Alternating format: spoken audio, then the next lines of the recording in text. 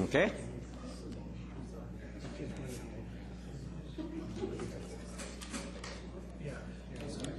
Okay, I'll call the meeting to order.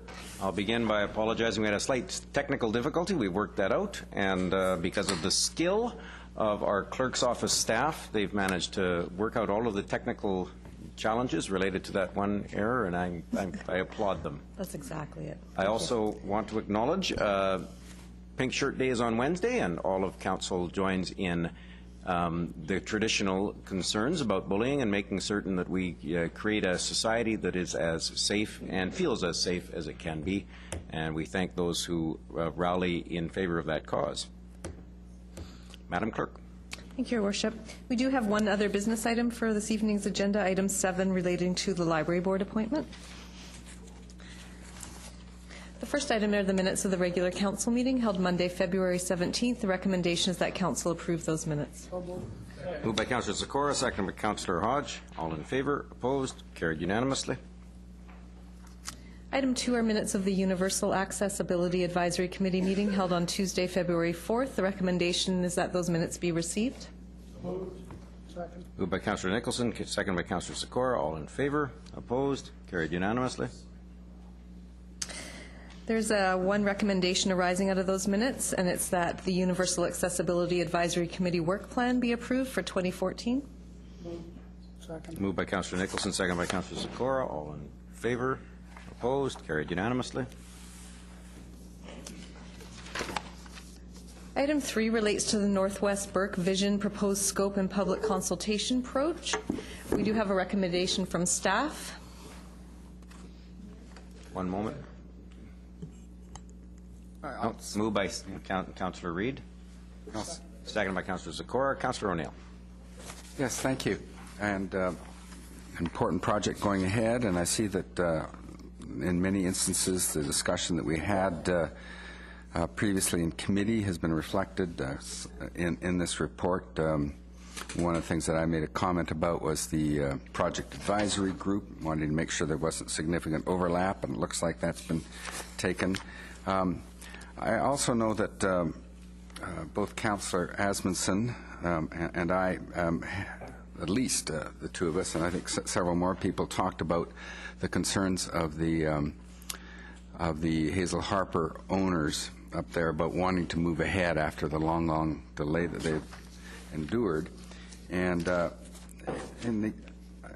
think the last paragraph of the first page of our report refers to this, and it says, the owners of a number of properties have expressed development interest. Through the visioning process, staff will continue to work with these property owners on their proposals and applications. However, staff will not be positioned to significantly advance these applications until work has been undertaken on land use, access, servicing options through the visioning process.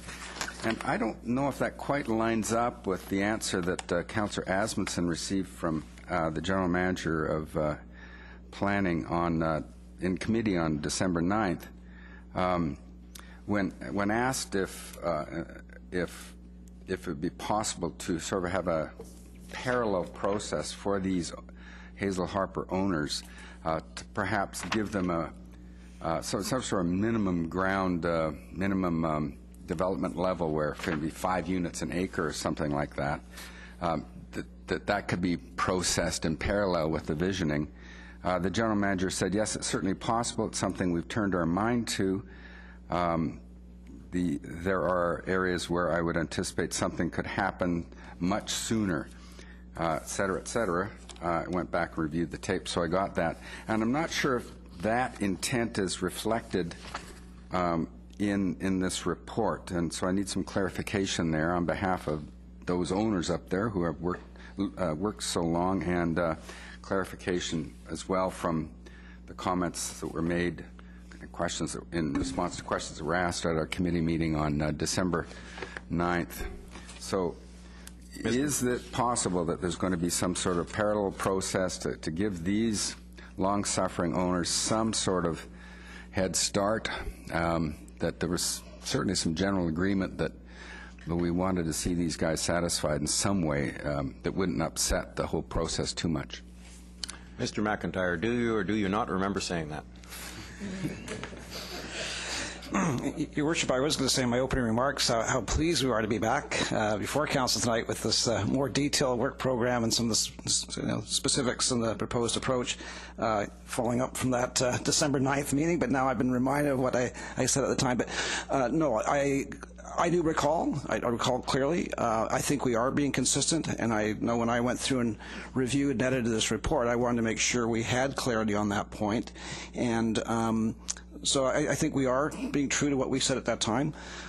Just to expand a little bit more, we have been meeting with the various parties up there.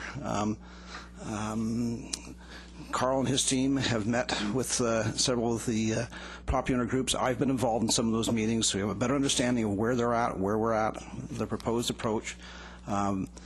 We've received material from some of those parties, proposed road alignments and such, and we welcome that, and that's what will be rolled into and incorporated and addressed in this process. So what we want to do, and I think as Councillor O'Neill noted, we've come up with a fairly I wouldn't say elaborate, but I think it's a very efficient and focused consultation process to make sure the property owners are engaged, the public's engaged, other agencies and so on.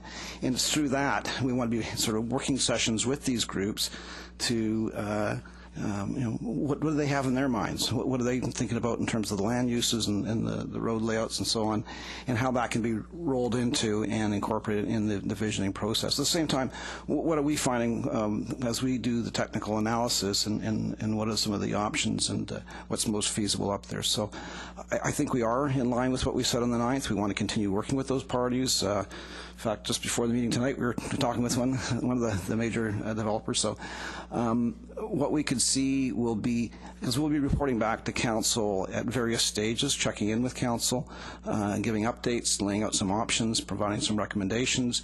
And through those various updates and check-ins, if there's the opportunity and the support for applications going forward at that time, that's certainly something that can be considered, and we would receive Council instruction on that. So I think what we need to do is get into the process, do the technical analysis, sit down with the parties, and one of the early takeaways I'll be looking for is what are the criteria that would enable certain properties to go ahead sooner than others. So.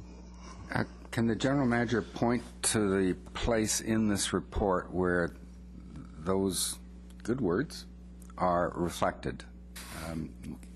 Maybe I missed them, or maybe I didn't quite get the import of the printed word.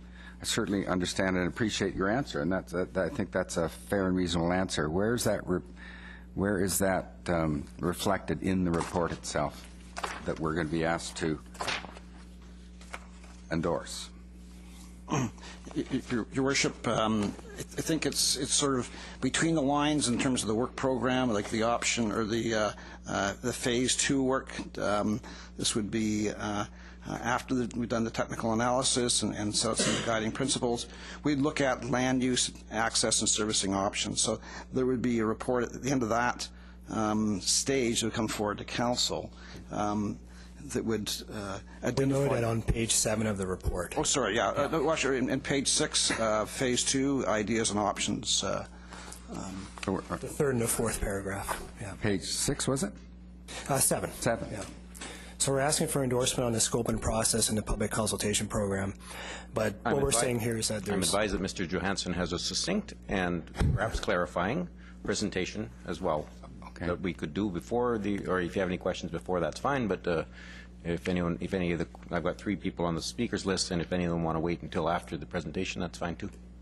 I don't think you gave me the option of not asking the question right away to wait. So I might have. I assumed your question was. I had made an assumption about your question, and I was wrong. And I assumed that so we both assumed, and you know what happens when that happens. Yes, it's happening right now. So I can. I just want to say there's flexibility in the process as we move forward, as Jim said. Okay, so I'll stand down until after the formal presentation, but I'd like to reserve the right to come back. You're all comfortable doing the presentation first? Okay. Mr. Johansson. Okay, thank you very much. Good evening, Your Worship and Council. Thanks for having us here tonight, and like Jim said, we're pleased to bring you an update on the Northwest Burke vision regarding a proposed scope and process, and our associated public consultation approach, which has been refined based on council feedback from our last meeting and further scoping work by staff. So more specifically, the purpose of this check-in is to get feedback from council and endorsement of the Northwest Burke Vision scope and process, and more importantly, our proposed public consultation approach. Once we have council's endorsement, staff will start public consultation for the NBV process, Northwest Burke Vision. Although I know that staff have already been meeting with various landowners, like Jim said, that have approached us to get more information on the process, and we're quite pleased to see that there's definitely a keen interest by area landowners to get involved in the Northwest Burke process. In fact, we received a letter from Burke Mountain Holdings, the owners of the Riverwalk lands today, that stated that they want to be a part of the property owners group, and they want to let council know that. And of course, we'll be absolutely happy to work with them, along with all the other property owners in the Northwest Burke Vision area, which are also a part of that property owners group. And we'll be talking about that in further detail in a few moments. Before we get into the details, I'll just provide some brief context on the project, starting off with showing where the Northwest Burke Vision area is in relation to the rest of the city in Burke Mountain. It's situated north of the existing 4 Burke Mountain neighborhood plans and just south of Pinecombe Burke Provincial Park, 400 hectares in size. It's one of the last significant greenfield areas in the city. And I just want to note to council here that the NBV boundary needs to be slightly adjusted at the south end of the area here. We accidentally cut off the southern portion of 2 properties when we drew that line, and we're looking to include entire properties into the area. Now, even though this addition contains very steep slopes, we just wanted to be consistent in including entire property areas, and we'll make sure that that change is noted in the council minutes. Okay, so in terms of the scope, we presented the scope and process at Council Committee on December 9th. Once complete, the vision is going to be a land use, access and service and game plan that's going to guide further planning and development in the area for the next 30 years, guide OCP amendments, stormwater management planning, and detailed neighborhood plans. So we'll see coming out of the vision the idea of where development pockets could occur, access servicing concepts, identification of environmentally sensitive areas, park planning considerations, a financial feasibility analysis to make sure the numbers work, and a high-level phasing plan. Okay, so with that context, we'd like to now get into the key component of our presentation, our proposed public consultation approach. In the interest of undertaking a comprehensive and transparent process, staff are proposing a 4-pronged approach that emphasizes broad yet coordinated consultation that's tailored to a greenfield context where essentially there is no urban development as of yet. So where the right-of-ways, the land use are undefined. And we want to do this to work efficiently to bring all the various voices to the table, which will be critical in the development of a successful vision. So this 4-pronged approach involves consulting with the 4 following groups: a property owners group, which I've already mentioned, a project advisory group, the general public, and city committees and external agencies. So at this point, I'm going to hand things over to Steve Gawley, our senior planner and project manager for the NBV. He's going to talk further about this and how it relates to our proposed process. Thank you, Carl. The 4-pronged public consultation approach is a new piece of information since the December 9th presentation to committee on the proposed scope and process. The public consultation approach has been designed to engage a wide variety of stakeholders with varying and diverse interests in the outcomes of the visioning process. In other words, the 4-pronged approach ensures that a cross-section of stakeholders will be meaningfully engaged in an efficient manner. The first group includes property owners. Currently, there are 53 property owners in the vision area. So for equity and inclusiveness, staff are proposing to establish a Property Owners Working Group, or POG. The POG provides an opportunity for property owners to share their thoughts and ideas regarding the planning of their lands. It also provides a forum for the city to share important technical information which will help in shaping the vision. Staff are proposing workshops in each of the 3 phases of the process, which are specifically for the property owners. A proposed POG terms of reference is attached to the council report. Among other things, it includes procedures for the workshops and the steps the city will take to notify property owners. The second group is the Project Advisory Group. Staff are proposing that the composition of the Project Advisory Group be made up of organizations rather than individuals that have an interest in the visioning process. The intent is to have the Project Advisory Group provide feedback and serve as a sounding board during the preparation of the vision. As shown on the slide, staff are proposing that representation from the Project Advisory Group be made up of organizations with a balance of expertise and interests, including the Ratepayers Association, Youth, School District 43, and Development and Environmental Interests. For Council's consideration, a proposed terms of reference for the Project Advisory Group is attached to the Council report. The third group is the public, which includes the broader community and surrounding area residents. The public will be engaged in the process through a variety of means, including a project website, social media, and more traditional methods such as newsletters and open houses. In fact, each phase of the visioning process will include a public open house.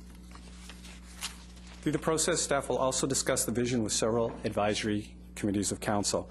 These include the Coquitlam River Aggregate Committee and the Sustainability and Environmental Advisory Committee.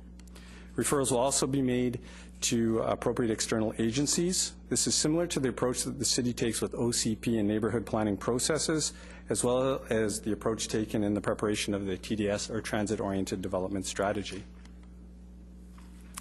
The public consultation approach is central to each phase of the visioning process.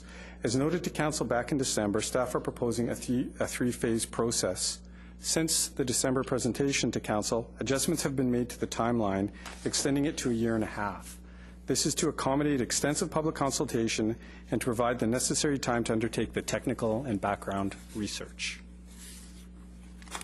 In terms of phasing, phase one is the background and context, or the context and background research phase. A key product of this phase will be the opportunities and constraints analysis, which would include a detailed analysis of the topographic conditions of the area. Public consultation would include project advisory group meetings, a property owners workshop, and a public open house. This phase would be undertaken over the first 2 quarters of this year. In phase 2, a draft vision statement and guiding principles would be prepared along with land use access and servicing options. Feedback on this information would be obtained through a project advisory group meetings, a property owners workshop, and a public open house. This phase would be completed over the 3rd and 4th quarters of 2014. In phase 3, a draft vision would be prepared, including a phasing plan. This would be followed by the final round of consultation before Council's consideration of the vision document. I should note, as shown on the slide, an additional property owners workshop has been added to the proposed process since it was last presented to Council in December. So, and just before we wrap up, as staff have been preparing the proposed scope and process, there has been interest from and discussion with different property owners and developers as shown on the slide. And in some cases, Council has heard recent requests to process OCP amendment applications and undertake neighborhood planning as soon as possible. With the province well into the process of selling a number of their land holdings on Burke Mountain, staff anticipate the development interest will continue. As previously noted, before individual neighborhood planning processes and OCP amendment applications are undertaken or advanced, there is a need to understand how the lands within the vision area relate to one another in terms of access, servicing, and land use. This is a key reason for preparing the vision. Until background and technical research is undertaken, staff will not be in a position to support advancing any OCP amendment applications. That said, the upfront work related to land use, access, and servicing that will be completed as part of the visioning process will be of value to property owners and developers as they prepare or update their development applications.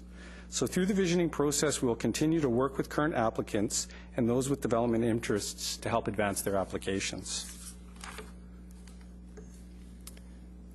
To wrap up, if Council endorses the scope and process along with the public consultation approach, staff will begin the necessary background and technical research and begin initial public consultation by establishing the project advisory group and holding the first property owners working session.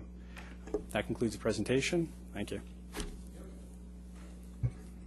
We'll stay put. We've got Councillor O'Neill still has the floor if he wants it. Yeah, so there was a fairly definitive statement there that until I think I heard it correctly, that until this 1.5-year-long visioning process is completed, staff will not be in a position to recommend moving forward with any OCP amendment. Is that correct? Did I hear that right? In the report, just to clarify, and thanks for the question, Councillor O'Neill, in the third paragraph of page 7, in the last sentence, based on this, until land use servicing and access options are developed through the process, not the end of the process. I emphasize that it doesn't have to be adopted and endorsed. What we're saying is that we need to do some, like Jim said, technical work, suss out those options, for lack of a better technical term. We need to understand issues like access to lands beyond, that sort of thing, before we can move these forward. And we've worked in flexibility into the process here. Good. That's good. I didn't understand what through the process meant. Developed through the process. Yeah. I thought that implied through the end of the process, and then I thought that's what I heard there, the end of the process. Now that actually, so when you get enough information in somewhere in the middle, somewhere through this 1.5-year-long process, you might be at that stage able to move ahead with one of these groups that have been waiting an awful long time, maybe. There is that potential. As Jim said, we will be coming back to council with a number of updates. And if there's the ability to, when we have those options determined, we can make some decisions and bring forward some recommendations. But I think Jim wants to add to that. If I could, Your Worship, clearly this has been an overriding concern or an interest from the start, even before this process got started. So we're very mindful of that. And I'm sorry if the report's a little unclear on that, but that was the notion, is through that stage 2, the phase 2, the ideas and options, and that's really where we're working with the property owners and the developers in the area. We can, in reporting back to council at that time, we can set out some options for some of those applications to go ahead. To me, it seems, though, you need to do the analysis first. You need to understand what you're working with. And then, based on that, we can identify what would be criteria, like what would enable something to go sooner than later. Right. And, like, for example, if you're way up the top of the hill and there's no road, water, or power anywhere near you, the feasibility of your property being developed is a lot less than someone's right next door to an existing road, water, within an existing water system, and so on. So I think we'll key on what those criteria would be. And again, we do want to work with these groups, and they'll be coming along with us, and we can lay out some options for council at those at the end of each phase report. And I know one of the questions that was put to me by Councillor Asmussen back on December 9th was, is there not something we can confer or identify for the Hazel Drive property owners? And I think we can. And again, those sort of options we'd lay out, council can consider and give us direction at that time. Good. So to just put a fine point on it here, so when the third paragraph of page 7 says, based on this, until land use, servicing, and access options are developed through the NBV process, that refers, and you're now saying that, and that's sort of, are putting all these pieces together, that's the second stage, perhaps, and that would end, that goes through the third and fourth quarters of 2014. So that's what we're looking at then for when we might be able to move ahead with, if the information you have at that particular time does lead you to think, okay, we do have enough information now that we might be able to start an OCP here or here. That's phase 2, and that's the end of this year.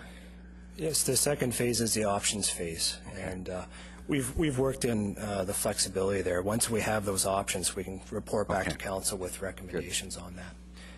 So we just want to make sure. And all right, I'm just writing. Should have been a little bit more clear. I'm just writing the lead of my story right now, so I wanted to make sure I had the facts right. And we're not saying that endorsement of the scope and process tonight locks any of this in. This is commentary, basically saying that once we have those options, we have enough information. We want to be realistic. We don't want to mislead anyone saying that we don't have this information now, but you can come in. We just want to make sure that we have that base level of information. We've done our analysis, and now we're able to move forward. Thank you. I'll stand down. Thank you very much. Councillor Sikora. Yes, thank you very much. You know, I'm just hoping that we're not spending one hell of a lot of time on this, and years and hours and months, and at the end result will be that it is not flying, it's not going anywhere. And I'll tell you, the one thing that's happening, you have to clear with the fisheries, whether they'll allow a bridge in there, which will have to be built. How much is the bridge going to be? How much is the road work going to be? Very, very, very expensive. And then if they allow a bridge up there, I hear they'll not allow a bridge at Lincoln Avenue, which we'll be looking forward to having a bridge at Lincoln Avenue in the next few years. So, you know, the fisheries said no 2 bridges. And that's very, very, very clear. Now, you know, I'm all for looking at something that, you know, can be developed. Number one, I don't know how many residential units you'd have to put up there to be able to afford to put a bridge and a few other things across. You know, they're very, very expensive. You know. Talking about Hazel Drive. Pardon? We're talking about the whole area, not just that one. I know we're talking about the whole area. That's right, but this is included. This is included in there, the whole area. And then when you talk about the Crown land that's up for sale, very little of it but can be developed. It's so hilly, and the photography of it is terrible. And I wonder, you know, how much higher are we going to go up? There'll be outcry from the public like you never heard before about going up higher and higher and higher in Coquitlam. Some of them think that we've gone too far as it is already. So, you know, and I know it's the whole thing. It's other people's land besides. Are the other land that's being developed, are they throwing money in a pot for servicing or building a bridge, whatever it is? There's many, many questions and answers that, you know, you'd have to ask. You know, this piece of property goes back in the early 70s. You know, and there was rumors then about 4,000 units on this one piece of property, which is the Burke Mountain property, 200 and some odd acres.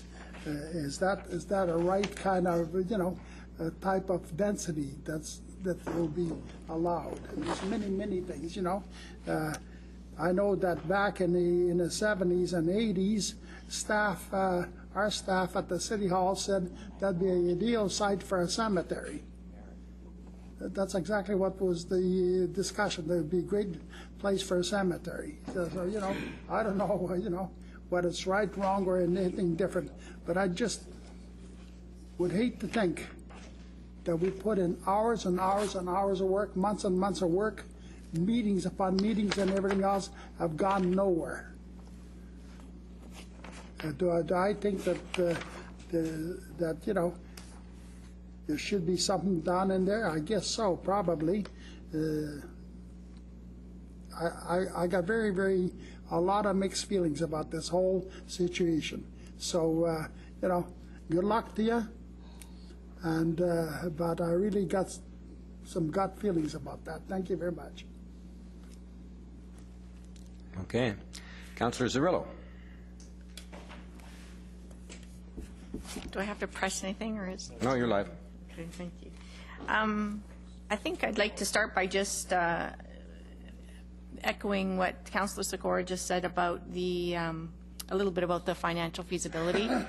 I would hate to see a lot of staff hours and time invested if we can find out very early that it's just not feasible financially, and I want to make sure that we're capturing everything that's including, you know, we're going to need more RCMP, we're going to need more services. Like, I just want to reiterate what he's saying there about just making sure at the beginning that it's financially feasible before we get into all of the steps.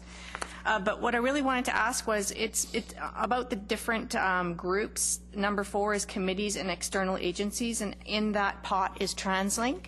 And I'm wondering if there's an opportunity to invite TransLink over in Group 2, which is our project advisory groups, and to actually have them have someone at least invited to the process early in the PAG group.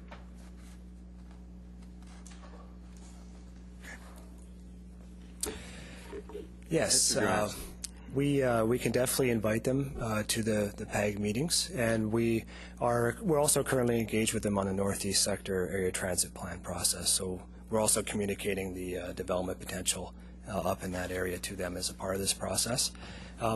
We will be referring items to them anyway as our approach, but yeah, we can have them involved in Group 2. Yeah. They are very resource tight, I guess, so we'll have to see what resource availability they have, but we will consult with them. That would be wonderful, because I see on Group 4 it's more of an after the fact, but Group 2 might be a little bit more proactive. So yeah, we'll inquire with them, see if they're available, but we definitely will keep them in the loop. And just to note that we are also doing a market analysis to take a look at what kind of housing product is possible up there in line with the financial feasibility, as the densities will have to be there in order to pay for the services and vice versa. So we will be looking at that. Thank you very much. Councillor Nicholson. Thank you, Your Worship. I know Councillor Hodge has to leave, and I wonder if I might cede my place to him and come back. Thank you. No, he's okay. Okay. Thank you. I only have one item, and it's really short. I appreciate all the work that's been done. I look forward to an arduous and well-planned process. In attachment 3, where we talk about property owners group, under workshop notification, we say city staff will do their best to make new property owners aware of POG workshops. However, if there are changes of ownership during the visioning process, new property owners should make the city aware by contacting the city at 604-927-3400 or email. The challenge, of course, is I don't know a new property owner 6 months from now who will take advantage of reading this as far as attachment 3. And I wonder whether, given the impact of the kind of work that we're planning to do, its importance not just to the property owners but to the neighbors, people around the area, whether signs somewhat like our rezoning app signs to say, this area is the subject of a visioning process. For more information, contact the city at, or call Jim McIntyre directly. Thank you. Put that in big bold letters. Yeah, absolutely. We can look into that, and as each round unfolds, we'll make sure that we're touching base with them and inquiring widely with property owners to see if they have new neighbors also. Thank you very much. And I know you're wishing for an arduous and well-planned process. I think some of the residents and landowners can speak to the arduous part already. Yes. Well, some of us have had some of the arduous part too, Your Worship. Yes, indeed. So I was trying to say goodbye. Thank you. Councillor Reid. Thank you. Mine will be very quick here. In Phase 1, your housing market study, well, if you're going to take 1.5 years to look at a market study, by the time anybody even gets to know what they can put on it, the market will have changed. So I just don't know why you would be spending a lot of time on doing that. My big problem is that these lands go from the very top of Coast Meridian and Hazel right down and to the river. And my biggest problem here, and I think what would give me more comfort, and perhaps some of the groups, the owners that are waiting, is that I really think we need to look at, and I would think in as close to Phase 1 as we can, although I understand your little program here, but the access and servicing. And your environmental review first, obviously, but your access and servicing has got to be next. And I'm just wondering if we don't have this just a little mixed up.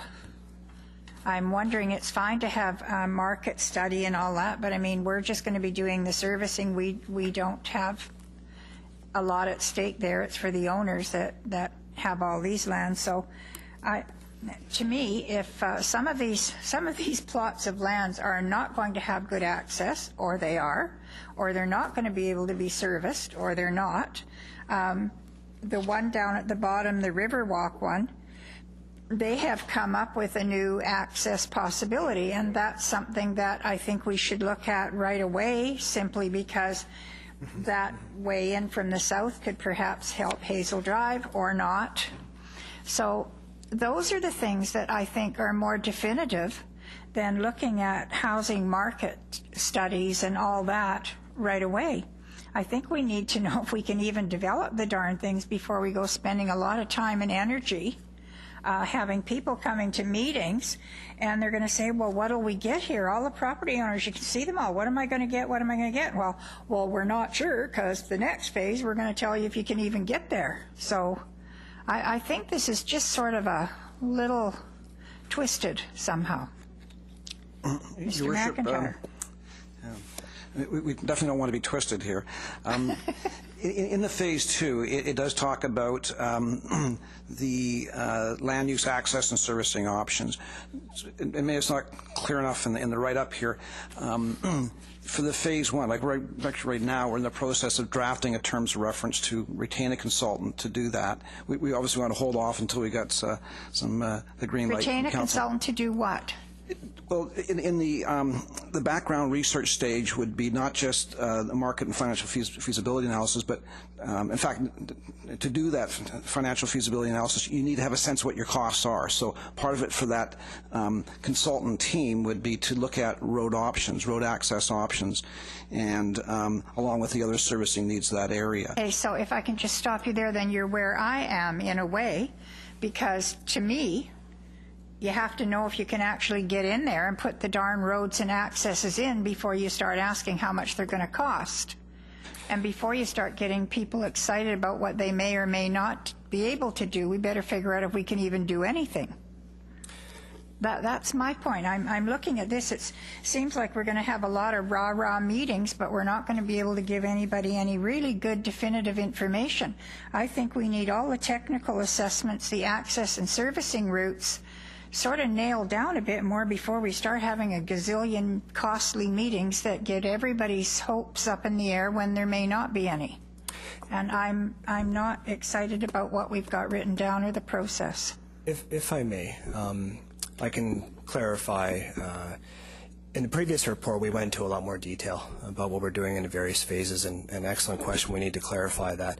The key aspect of Phase 1 is doing that basic analysis, an environmental analysis to see where the access is, wherever you find the environmentally sensitive areas. I agree with that. That's where road right-of-ways can go. That's definitely going to be a part of it. It's going to be an opportunities and constraints analysis. And feeding into that will be the housing market analysis, so that you have both sides of the coin, so to speak. That will help to determine the financial feasibility. The key aspect is to determine where those environmentally sensitive areas are in the water courses, and that will provide clues where the development pockets could be and where the access points. Absolutely. So that's something that we're going to be really focusing on. But shouldn't they be done together is my point, Carl. I don't want to go over this line by line. Yeah, I hear what you're saying. Yep. And in the first phase, that's the reason why we want to do this detailed analysis and assessment in the first phase, and that's going to inform the development of the options in the second phase. Yeah. I think this is a big bureaucratic way of going about it. I really would like to get down to the nails and just do the environmental assessment, the other technical assessments, if anything's even able to be remotely able to be utilized before you start. You know, every time we go through something and we start pulling in 3 and 4 and 5 groups to all discuss something about what they're going to do, and a lot of those folks, not on the bottom part, but the top part, the small landowners, we're going to be raising expectations that we might not be able to deliver on until we find out if we can actually give them any access, servicing, or the environmental. So that's where I am. I'm done. Thank you. And Your Worship, if I may respond, very good point. We want to make sure we have that analysis, the opportunities and constraints in hand before we go consult, because you're right, we do not want to unduly raise expectations. Well, so we want to have that analysis. Some Phase 2 into Phase 1, and I would nix the meetings, a whole bunch of them, until you at least got something down on paper. Thank you. Councillor Hodge.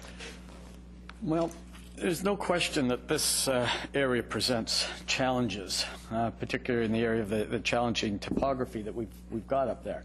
And it's not going to be a one-size-fits-all for every property. In fact, most properties are going to be very different.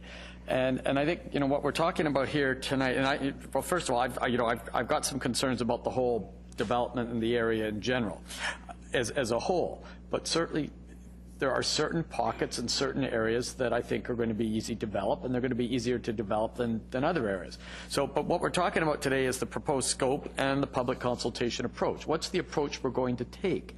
I mean, I'd love to sort of go in and start piecing, you know, taking apart and dissecting individual pieces of the mountain and what we can do where. But I think that what we need is we need to start the process. But I also don't want to see some of the properties that are going to be easy to develop tied up in a process that's going to be required for some of the more complicated process.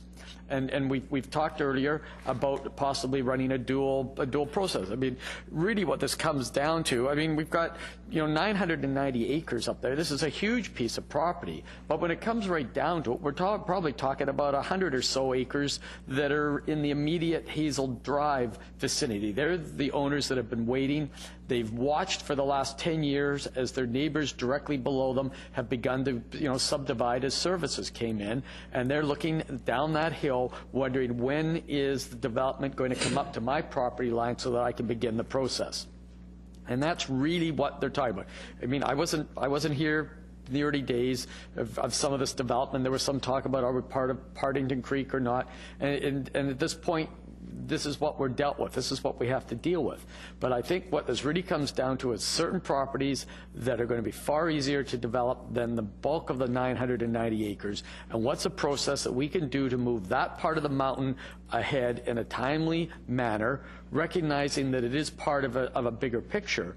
But I would say that, particularly in the area of the Hazel Drive, that the residents on Hazel Drive have more in common with the residents in the properties on Highland Drive than they do with the properties on the other side of the Coquitlam River or down at the banks where the Riverwalk subdivision is proposed. And I'd hate to see a big process tying that pocket up. So I really like to see us try to move ahead with the owners in that area, even if it means that they might say, hey, we're going to get a lower density now than we might get if we wait to the full plan. Maybe they're only going to get 6 homes to an acre, you know, and that'll be their choice. They may want to wait for a full-scale OCP and everything down the road, or they may say, you know what, if we have enough servicing and we can get it close enough, I'd like to do a bit of development up there, providing it fits into the overall vision. But my concern is that we're going to turn and start a consultation process that's going to take 3 and 4 years, and we might as well be into a full OCP or something to do it. So, you know, the whole idea was, like we did with the TDS, was to deal with some properties that were ready for development and move it ahead. The whole idea here is to move some properties ahead. And it's those ones. And so I just want to make sure, I mean, I think the people you have at the table, the stakeholders, that's a good mix. I like the process. I particularly like Councillor Nicholson's suggestions. You know, let's get a couple of signboards up there so that the residents up there, people can be engaged. They know the process is ongoing. But I don't want to see something that's going to really slow the parts down that we don't need to slow down. Good. Thank you. Thank you. And just to note that we did meet with the representatives from the Hazel Drive Association there a few weeks ago and talked about the process, and yeah, we're looking forward to working with them. Again, the key things we need to look at there are the access to lands beyond, but that's something that we're definitely going to work on. Yep. Yep. Okay. We've got Councillor Sikora for a second time. Well, I'll allow it. Go ahead. Okay, thank you. You know, the one thing that bothered me, Councillor Reid made some good points, but the fact is, you know what, when I heard this business consultant, it made my hair go back up at the back of my head. You know, sure to God that I don't think the city will be hiring consultants to do somebody else's study. If the owners in that area want to get a consultant to give us a plan and do the study, good luck to them. But if the city is going to try and spend a nickel on consultants, you don't have me on side, not for 1 minute. And the fact is, why can't the developer or the owners of this lands get together, hire a consultant, show me that the bridge doesn't have to be there. There's an access to those lands without building a bridge. There's many, many other things, you know, environmental studies, a few other things. Then we go ahead and move ahead. But to do all these things that you're going to do ahead of time, it just doesn't wash with me. So if this is the recommendation and this is the way you're going to move, you don't have my support. Thank you very much. Thank you. Councillor Wilson and I both think this should convert into a standing committee.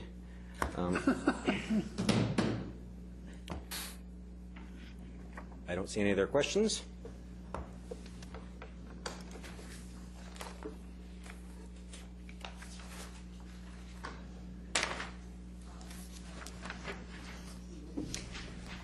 The recommendation before you has been moved and seconded.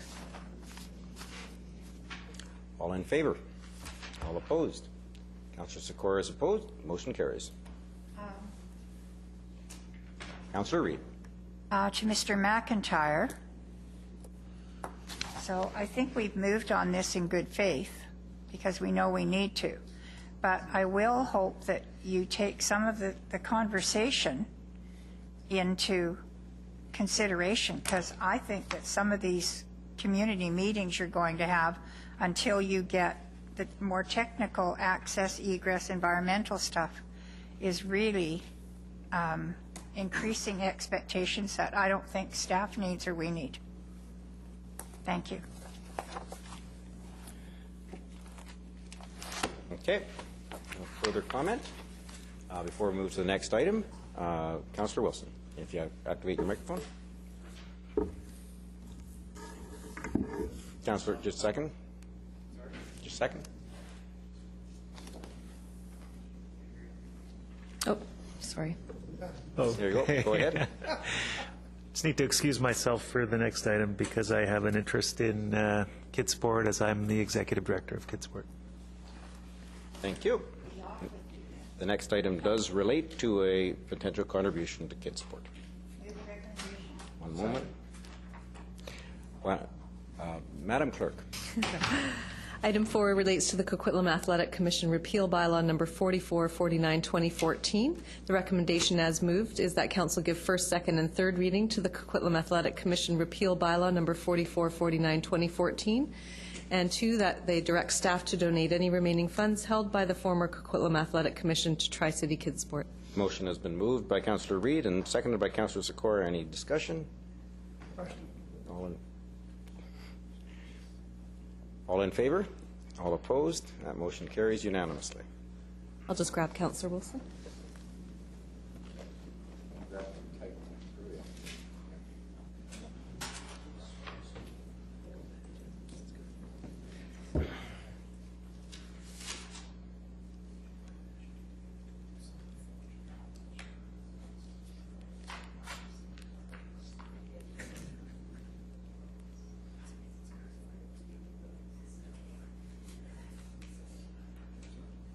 You can only excuse yourself temporarily. No. Madam Clerk. Item 5 relates to the local area service lane paving between Kerwan and Winslow Avenues. The recommendation is that Council give first, second, and third readings to the Kerwan Avenue and Winslow Avenue lane paving local area service bylaw number 4471 2014. Moved by Councillor Reid, second by Councillor O'Neill. All in favor? Opposed? Apparently Councillor Nicholson is opposed. Councillor Nicholson, under the wire. Thank you. I want to speak in an entirely positive tone. And I note that the report was prepared by Gerald Townsend, Public Works Liaison, and I note that Mr. Townsend is retiring within a day or two, and I thought that it would be worth mentioning that. So I'm definitely going to vote in favor of this last piece of work. Thank you. If not on its merits, simply on the author. Just because Jerry's a really nice guy. Well, let's do this again then. All in favor? Opposed? Carried unanimously. Item 6 relates to an application for a permanent change to a license for a liquor primary establishment, Roos Pub and Grill, located at 2962 Christmas Way. The recommendation is that Council, having given consideration to the potential community impacts associated with an increase in hours of liquor service and the public comments received in relation to the application for a permanent change to a liquor license, support the application for hours of operation Sunday through Thursday from 9 a.m. to 1 a.m. and Fridays and Saturdays from 9 a.m. to 2 a.m. as per the city's liquor licensing application referral review policy. 2, that Council support the applicant's request for an exemption to the city's policy limiting the hours of operation for an outdoor patio.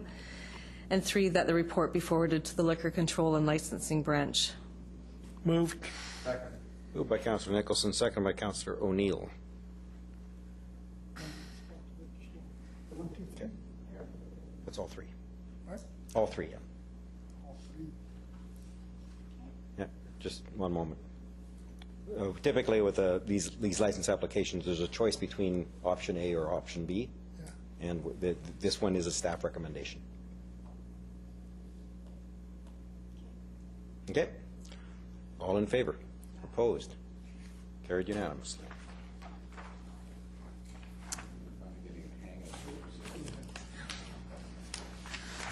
Item 7 is an on-table report related to an appointment to the Coquitlam Public Library Board. The recommendation is that Mr. Matt DeJeanluc be appointed to the Coquitlam Public Library Board. So moved. Moved by Councillor O'Neill, seconded by Councillor Nicholson. I heard it from this side, and it might have been Councillor Sikora, but they both agree, so all in favor? All opposed? With our thanks to Matt DeJeanluc for his continued service. Is he right here? Oh, there he is. Well, thank you very much.